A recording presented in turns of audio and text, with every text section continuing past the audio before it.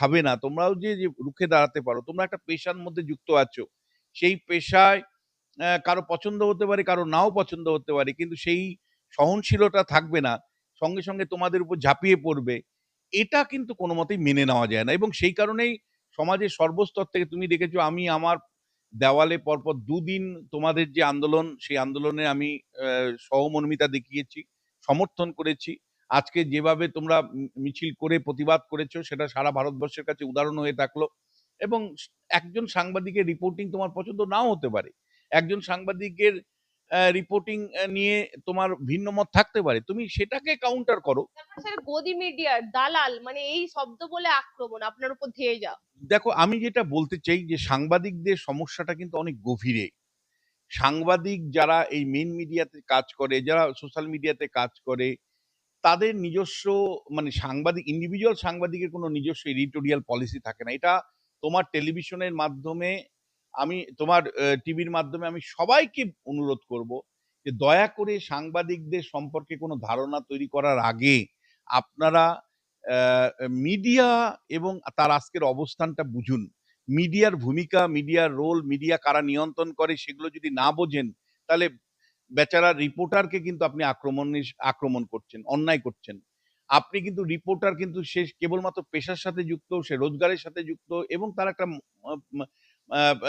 Editorial জায়গা থেকে তিনি সেট করেন না, তার হাউস সেট করে দেয়, তার মালিক সেট করে দেয়। ফলে আমি জোর করে অনুরোধ করব, কর্মস্থানের মাধ্যমে ঠিক হয়। যেমন আমার বিশ্ববিদ্যালয় ঠিক করে দেয় কোন কোন সাবজেক্ট পড়ানো হবে। ঠিক তেমনি ভাবে প্রত্যেকটা হাউস কিন্তু তাদের এডিটোরিয়াল পলিসি আছে, তার মালিক ঠিক করে দেয়, তার ম্যানেজমেন্ট ঠিক করে দেয়, তার এডিটোরিয়াল স্টাফ ঠিক করে দেয়, কোন রিপোর্টার ঠিক করে না। ফলে দয়া করে রিপোর্টারের গায়ে হাত দেওয়ার আগে ভাববেন যে উনাকে যা করতে বলা হয়েছে উনি সেই কাজটাই করছেন, উনার মালিক অ্যাকচুয়ালি সমস্ত কিছু সিদ্ধান্ত নিচ্ছেন এবং তিনি কি এডিটোরিয়াল পলিসি অনুসারে চলবেন তার স্বাধীনতাও আছে এবং তিনি সেইভাবে নিচ্ছেন। তবে হ্যাঁ, আপনার যদি কোনো মিডিয়ার সম্পর্কে বিকল্প ভাবনা থাকে বা ভুল তথ্য দিচ্ছে, আপনি আপনি নিশ্চয়ই এক্সপ্রেশন করবেন। আপনার সংবিধানের ১৯ নম্বর ধারা অনুসারে রাইট টু এক্সপ্রেস করার অধিকার আছে। আপনি সেই সংবাদ মাধ্যম বা সংবাদপত্রের বিরুদ্ধে আপনি নিশ্চয়ই জনমত গড়ে তুলতে পারেন। কিন্তু সরাসরি গায়ে হাত আপনারা যারা দিচ্ছেন, আপনারা ক্রিমিনাল অফেন্স করছেন, আপনারা অন্যায় করছেন, না বুঝে আপনারা করছেন। কারণ একজন রিপোর্টার কিন্তু হাউসের পলিসি ঠিক করে না। একজন রিপোর্টার কিন্তু ঠিক করে না যে মানে কোন সংবাদ যাবে, কোন সংবাদ যাবে না। একজন রিপোর্টার কিন্তু ঠিক করে না যে কিভাবে সংবাদ পরিবেশিত হবে। ফলে পুরোটাই সেই হাউসের এডিটোরিয়াল পলিসি, ম্যানেজমেন্টের এডিটোরিয়াল পলিসি, মালিকের মানে অবস্থান বা ইচ্ছে অনিচ্ছার উপর নির্ভর করে। দয়া করে এরপরে কোনো সাংবাদিকের উপরে কোনো কথা, কোনো বক্তব্য, কোনো মানে হ্যারাসমেন্টের আগে ৫ বার ভাববেন যে ওই ব্যক্তি ও কেবলমাত্র তিনি তার ডিউটি পারফর্ম করছে। একজন রিপোর্টার কেবলমাত্র তার ডিউটি পারফর্ম করছেন। তাদেরও পরিবার আছে, তাদেরও লোকজন আছে। সুতরাং তাদের উপরে ক্রমান্বয়ে যে আপনারা যে আক্রমণের আমি আবারও বলবো একটা খুব সামান্য অংশ। মানে রোজিনা এটাও কিন্তু খুব বলতে হবে যে ওই গুন্ডারা যারা সরাসরি মানে সাংবাদিকদের আঘাত করে তারা গুন্ডা। এবং এই গুন্ডাদের সংখ্যা সমাজে খুবই কম, আমি তোমায় বলছি নেগলিজেবল। কিন্তু ওই নেগলিজেবল কেউ বুঝতে হবে যে এই সাংবাদিকদের কাজ করতে হয় হাউসের এডিটোরিয়াল পলিসির মধ্যে থেকে। তিনি তার ইচ্ছে মতন সংবাদ সংগ্রহ করা বা পরিবেশন তিনি করেন না, অথচ তিনি বারবার শিকার হচ্ছেন। এটা গেল একটা দিক। কিন্তু তারপরেও আমি আজকে ২-৩টে জায়গা দর্শকদেরকে বলবো যে এত অসহিষ্ণু কিন্তু হলে হবে না। আপনার নিশ্চয়ই বিকল্প বক্তব্য থাকতে পারে। ধরুন একটা সংবাদ মাধ্যম সে বিজেপির পলিসি নিয়ে চলে। আপনার খারাপ লাগছে, আপনি অন্য ভাবনার মানুষ। আপনি সঙ্গে, সঙ্গে সেই বিকল্পটা জনসমক্ষে আনুন না। আপনি এটাই তো গণতন্ত্রের মজা।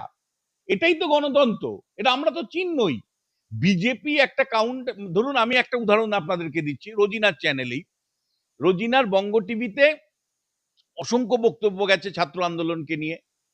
একটা মানে কিছু, কিছু লোক এটা রোজিনার চ্যানেলেই বক্তব্য রেখেছে যে এটা জাতীয়তা বিরোধী, এরা ডিপ স্টেটের অংশ, সোনম ওয়াংচুক কে চীনের দালাল ইত্যাদি। আবার কাউন্টার ন্যারেটিভও গেছে, কাউন্টার ন্যারেটিভ গেছে যে না এই ছাত্র আন্দোলনের স্বাধীনভাবে আন্দোলন তারা সংগঠিত করছেন, রাষ্ট্রের বিরুদ্ধে তারা আন্দোলন করছেন না, সরকারের যে ভুল ত্রুটি বিচ্যুতির বিরুদ্ধে তারা আন্দোলন করছেন। এবং কেন নরেন্দ্র মোদী তাহলে আলোচনায় বসছেন, কেন সোনম ওয়াংচুর অনশন ধর্মঘট ভাঙার জন্য সরকার উদ্যোগ নিল, কেন একের পর এক সরকার পরিবর্তন আনলো এই উচ্চ শিক্ষা দপ্তরে, একের পর এক সচিব থেকে শুরু করে আধিকারিকদের সরালো, একটা শক্তিশালী কঠোর আইন আনার কথা বলছে, এবং সমস্ত দাবি দাওয়া ছাত্রছাত্রীদের তাহলে মেনে নিল কেন? তাহলে নিশ্চয়ই ছাত্রছাত্রীদের আন্দোলন কে নরেন্দ্র মোদী অমিত শাহরা কখনোই জাতীয়তাবাদী আন্দোলন ভাবেনি। কিন্তু বিজেপির একটা অংশ বারবার বলেছেন, সেই বক্তব্যও যেমন গেছে, উল্টো বক্তব্যটাও কিন্তু গেছে। ফলে আমি বারবার আপনাদেরকে বলছি, ভিডিওর মধ্যে না ঢুকেই দালাল শব্দ, সেই কারণেই আপনাকে বলছি যে একটা হলো যে আপনার সামগ্রিক বিচার করুন, আর ২ নম্বর হলো কোনো এডিটোরিয়াল পলিসি যদি আপনার পছন্দ নাও হতে পারে, দয়া করে আপনার বক্তব্যটা আপনি কাউন্টার করুন। আজকের দিনে সোশ্যাল মিডিয়ায় এসে গেছে, কোনো টেলিভিশন হাতে মোবাইল আছে, টেলিভিশন চ্যানেলে যদি দেখা যায় যে বিজেপির হয়ে সবাই গাইছে, তাহলে আপনি কাউন্টারটা বলুন। গণতন্ত্রের মজাই এটা যে শাসকের হয়ে যদি সোশ্যাল মেন মিডিয়া কাজও করে, তাহলে কিন্তু বিকল্পটা আপনি আপনার সোশ্যাল মিডিয়ার মাধ্যমে প্রজেক্ট করতে পারেন। কিন্তু আপনারা যেটা করছেন, কেউ কেউ অন্যায়ভাবে সাংবাদিকদের টার্গেট করছেন, তাদের গায়ে হাত দিচ্ছেন, তাদেরকে তাদের পরিবার পরিজনের সামনে তাদেরকে অপমান করছেন, এটা কিন্তু কোনো মতেই বরদাস্ত করা যায় না। সেই কারণেই শুভেন্দু অধিকারী মাননীয় মুখ্যমন্ত্রী যে উদ্যোগ নিয়েছেন যে কঠোর থেকে কঠোর শাস্তি তাদের দিতে হবে, আমি একজন অধ্যাপক হিসাবে এবং মিডিয়ার খুব কাছের। আরে আপনি ক্ষমতায় আছেন, এটা গণতান্ত্রিক দেশ ভারতবর্ষ। এই ভারতবর্ষে গণতান্ত্রিক অধিকার আছে আমার অন্যায়ের বিরুদ্ধে প্রতিবাদ করার, আমার অধিকারের জন্য লড়ার আমার ক্ষমতা আছে, আমার অধিকার দিয়েছে আমার গণতন্ত্র। আর আমি যদি সেই লড়াই করতে যাই, আপনি আমায় কি বলবেন? দেশদ্রোহী। আপনারা দেশভক্ত আর বাকি সবাই দেশদ্রোহী। আপনার অন্যায়কে যে অন্ধের মতো অন্ধ ভক্তের মতো মেনে নেবে সে দেশভক্ত, আর আপনি অন্যায় করছেন সেটা দেখে যদি আমি প্রতিবাদ করতে যাই তাহলে আমি দেশদ্রোহী, আমি জেহাদি। শুক্রবার দিন একটা বামপন্থী ছাত্র সংগঠন তারা রাস্তায় নেমেছে, সেখানেও দেখুন, সেখানেও ধর্মীয় মেরুকরণ, সেখানেও তিনি শুক্রবারই বলে একটা শব্দ ব্যবহার করলেন। কেন? শুক্রবার সপ্তাহে 7টা দিনের মতো আর একটা দিন। আপনি কি বোঝাতে চাইলেন শুক্রবার বলে? আরে এই শুক্রবারই তো আগের দিনে জগন্নাথ দেবের রথযাত্রা হলো, এই শুক্রবারেই আমার মুসলিম ভাইরা আমার নামাজ পড়েন, এই শুক্রবারই রথযাত্রা হলো। তাহলে শুক্রবারকে কি স্পেশাল দিন আপনি দেখাতে চাইলেন? কাদেরকে টার্গেট করতে চাইলেন? কোনো এজেন্ডা নেই, কোনো এজেন্ডা নেই। মানুষের, দরিদ্র মানুষের জন্য কোনো এই বাজেট যে হয়ে গেল। আরে আমি বলছি, যারা চাকরি করেন, যারা 10,000 টাকা মাইনে পান, তাদের 12,000 কেন 15,000 হোক।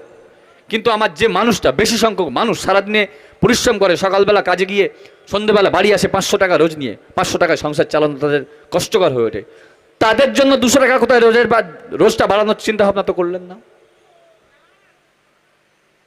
আপনি কি করলেন? ঠিক আছে, আইন আছে, পশ্চিমবঙ্গে আইন আছে, পশু হত্যার আইন আছে, কোনো সরকার করেনি। আপনি আইন মেনে পশু হত্যা বন্ধ করলেন, পশু হত্যা আপনি বন্ধ করলেন, গরু জবাই বন্ধ করে দিলেন। ধন্যবাদ আপনাকে, আপনি আইনের প্রয়োগ করলেন। কিন্তু আপনি কি করছেন? আপনি মানুষকে বোঝাচ্ছেন আমরা গোমাতাকে রক্ষা করছি, আর সেই গোমাতার রক্ত, মাংস, চামড়া বিক্রি করা 550 কোটি টাকা আপনি ইলেকশনে ব্যবহার করলেন।